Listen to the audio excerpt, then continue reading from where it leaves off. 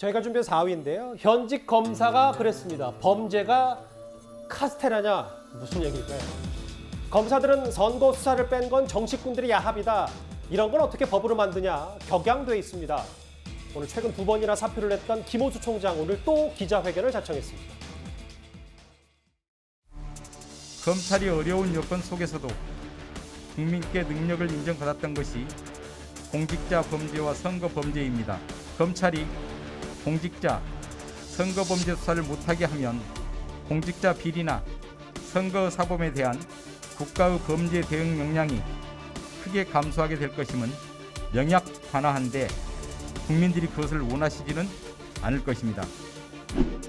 중지한 대로 하면 지방선거 이후에 3개월여 만에 이 법이 시행되기 때문에 이번 지방선거 범죄에 대한 수사에 바로 부정적인 영향을 미칠 것으로 생각이 됩니다. 선정한 국민들께서 억울한 피해를 입게 되고 힘있고 가진 자들의 불법과 비리가 넘쳐나게 되고 경찰은 사법통제를 제대로 받지 않은 비대한 경찰이 될 것이 명백히 예상이 됩니다. 김호수 총장 다시 한번 기자회견을 열어서 중재안도 안 된다. 국회에서 이런 걸 통과하면 안 된다. 이렇게 얘기하고 있어요. 공직자 선거 수사 금지는 국민도 원치 않을 것이다라고 했고 특히 이른바 계곡살인 의혹의 수사검사 박세혁 인천지검 형사 2부 검사는 이런 얘기를 했습니다. 수사상의 재앙이 발생할 것이다. 범죄는 두부나 카스테라처럼 이렇게 딱 잘라서 구분 지어질 수 없다. 이런 얘기까지 했습니다. 그러니까 그 이야기를 지적하는 게 뭐냐면 지금 이제 6개 범죄만 이제 검찰이 수사를 하고 있잖아요. 사실 지난번 대장동 수사를 기억해 보시면 대장동 수사를 2군데서 했습니다. 검찰에서도 하고 경찰에서도 하고 그랬어요. 당시 어떤 피해자는 같이 동시에 불러서 오늘 어디로 갈까 고민했다고 그렇게 이야기를 합니다. 예. 그러니까 그건 뭐냐면 혐의 내용에 따라서 실제 수사 주체가 달라지는 현상이죠. 그런데 물론 이제 지금 경찰 같은 경우는 살인이나 절도 뭐 등등 수사를 다 하고 있습니다. 이제 그런 것도 하고 있는데 문제는 이제 검찰 같은 경우는 주요하게 뭐냐면 거악들을 척결하는 그런 범죄잖아요. 예를 들어서 펀드 사기 사건을 보시면 펀드 사기 사건이 그냥 증권가에 있는 사람들로만 이루어지지 않습니다. 이게 예를 들어서 정부에 있는 사람이나 공직자나 연루될 가능성이 굉장히 크거든요. 예. 그럼 그 사람들은 어떤 면에서 직권남용죄가 해당될 수가 있어요. 그리고 펀드 사기 같은 부패 수사, 경제사무 수사가 되고 그럼 이 사건을 하다가 이게 나오면 어디서 해야 되죠? 자, 그럼 직권남용은 경찰이 하니까 경찰로 넘겨주고 그다음에 부패 사건, 경제 사건은 그냥 검찰에서 하고 그러니까 이렇게 되면 어떤 범죄의 실체를 접근해 나가는데 예. 굉장히 어렵다는 거거든요. 예를 들어서 지금 정경심 교수 같은 경우 혐의가 한 14가지 정도 되지 않습니까? 예. 거기 뭐 사모펀드도 있고 표창장 위조도 있고 이런데 이거는 이제 검찰에서 그동안 했지 않습니까? 근데 이제 앞으로 되면 이거는 다 경찰과 검찰이 나눠서 해야 되는 거거든요. 그럼 그걸 또 주도적으로 누가 할 것인가에 대한 문제, 이런 문제 등등이 많이 발생을 하고 이번에 보면 검찰의 재수사건 있지 않습니까? 예. 거기도 뭐 단일성, 동일성 이런 거 이야기를 하잖아요. 보안 수사건이요. 예, 그 보안수 하는데 그 이야기가 뭐냐면 결국은 내가 보안수를 하는데 그 사건을 수사하다 보니까 이번에 계곡 살인 사건 같은 경우도 보면 살인 사건 이외에 다른 또 살인 사건도 생겼어요. 다른 범죄도 생겼어요. 그럼 그거 수사 못 합니다. 왜냐? 이 단일성, 동일성 원칙 때문에. 알겠습니다. 그러니까 이런 것들이 앞으로 두부 자르듯이 안 된다는 이야기를 검사들이 하고 있는 겁니다. 그래서 두부나 카스테라 얘기까지 네. 좀 나왔는데요. 대검찰청, 검찰도 계속 여론전을 하고 있어서 검찰 조직 서열 3위인 대검 기획조정부장은 가진 자들의 비리 넘쳐날 것이라고까지 얘기했습니다. 김주일 대표님은 어떻게 받아들이셨어요? 일단 6대 범죄에 대해서 검찰에 1차적으로 수사권을 줬다가 지금 조정을 다시 하는 거잖아요. 예. 6대 범죄 중에서 지금 가장 뭐 대형 참사나 방산비리 같은 경우에는 빈번하게 발생하는 건 아니라서 이거를 옮기는 것에 대해서 크게 이견은 지금 없는 걸로 알고 있고 예. 가장 놀라야 되는 게 공직자랑 지금 선거잖아요. 그 부패랑 경제는 지금 남겨놓고 선거 같은 경우에는 전문성이란 게 있느냐라는 거를 사실 좀 짚어볼 필요가 있어요. 왜냐하면 대부분이 허위사실 공표 아니면 뭐 돈살포라든지 뭐 이런 거거든요. 그러니까 공직선거법 위반인데 이거는 대부분 지금 경찰이 하고 있어요. 문제는 예. 공소시효가 6개월밖에 안 됩니다. 너무 짧으니까 그 검경이 총력을 발휘해가지고 지금 해야 되는 막 이렇게 시간에 쫓기는 게 있어요. 예. 그러니까 차라리 정치권이 조금 양심이 있으면은 이거를 공소시효를 늘리면 됩니다. 다른 범죄처럼. 한 5년 정도 늘려가지고 이렇게 하면 되는데 어찌됐건 보완은 필요하다는 말씀이시죠? 그러니까 보완을 하면 돼요. 하면 되는데 이게 마치 검찰만 할 수 있는 마치 특수한 분야인 것처럼 이렇게 언론 플레이를 하면 안 된다는 거죠. 그러니까 이미 경찰이 다 하고 있습니다. 알겠습니다. 공직자 선거 같은 거 수사 같은 경우에도 지금 직무유기하고 직권남용이거든요. 이거는 지금 검찰이 열심히 했는데 직권남용 지금 예를 들면은 박근혜 정부 때 있었던 거 다 무죄 나고 있습니다. 얼마나 전문성이 있길래 이렇게 다 무죄가 나고 있는 건지 그거를 되묻지 않을 수가 없습니다. 그래서 그런 부분에 있어서는 물론 경찰이 부족한 부분도 있겠지만 충분히 할 수가 있는 거예요.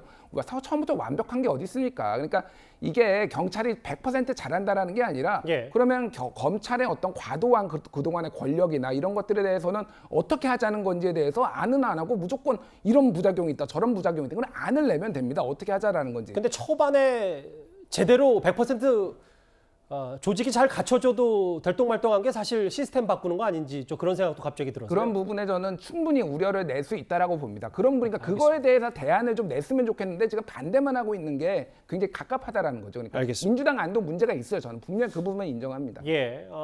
그런데 청와대 특별감찰반의 감찰 무마 의혹을 폭로했던 김태우 전 수사관이 오늘 이런 말을 했습니다. 세상에 어느 나라 정치인들이 자기들 수사 못 받게 하는 법을 만듭니까? 이러면은 조국 이런 사건, 블랙리스트 사건, 오늘 재판 이 울산 사건 이런 거 수사 못 합니다. 자기들 처벌 안 받겠다는 법을 만드는 이 정치인들 곧 이제 지방선거가 다가오고 있습니다. 우리 국민들께서 준엄한 심판을 반드시 내릴 것으로 기대를 해봅니다. 원전 의혹, 산업부 블랙리스트 의혹, 대장동 의혹, 뭐 선거 범죄 이거에 대해서 김태우 전 특감반원 전 수사관이 단언을 하네요. 이제 앞으로 수사 못한다. 네. 동의하십니까? 네, 동의합니다. 바로 이것 때문에 지금 굉장히 맹점이 큰 것이죠. 공직자 범죄와 선거 범죄가 수사가 어렵게 됐기 때문에 이 점을 보완하자는 것입니다. 그러니까 공직자 범죄이기 때문에 조국 전 민정수석에 대한 수사가 이루어질 수 있었고요. 또 울산시장 선거 사건입니다. 선거 개입 사건, 선거와 관련된 거거든요. 그런데 이런 검찰의 직접 수사 기능을 없앤다면은 조국 전 법무부 장관이라든지 울산시장 선거 공작 사건을 수사할 수 없었다라는 그런 이야기를 하고 있는 겁니다. 김태우 전 수사관은요. 예. 그리고 공직선거법을 공소시효를 6개월 정한 이유가 있죠. 자치단체장이나 국회의원의 임기가 4년입니다. 대통령 임기 5년입니다. 선거가 이루어진 즉시 임기가 더 이상 가지 않도록 어떻게 보면은 한정해서 빨리 수사를 해야 되는 게 선거법과 관련한 수사거든요. 예. 그래서 공소시효를 6개월을 준 거예요. 이 선거법만큼은 4년이고 5년이고 늘릴 수가 없어요. 알겠습니다. 네, 바로 다 이유가 있습니다. 그런데 공직선거법이라는 것은 대단히 어렵기 때문에 검찰에서 그 하나하나 자구를 어떤 법리적인 판단을 요구를 하는 그런 점에 대해서 깊이 있는 수사가 이루어져야 되거든요. 그렇기 때문에 이것은 경찰의 수사 역량을 우리가 의심하는 것이 아니라 예. 법률가의 판단이 필요하기 때문에 검찰 수사가 맞다고 보는 겁니다. 복전 대변인. 근데 이런 얘기가 있어요. 그러니까 뭐 현 정부를 겨냥한 거 아니냐. 산업부 블랙리스트, 대장동 의혹 이런 것들이 9월부터 중재안이 통과되면 이거를 검찰에서 하는지 경찰에서 하는지 여야도 이걸 합의 못했거든요. 그러면 이 정도 준비가 안 돼 있으면 보완 합의라도 해야 되는 거 아니냐는 시각 어떻게 생각하십니까?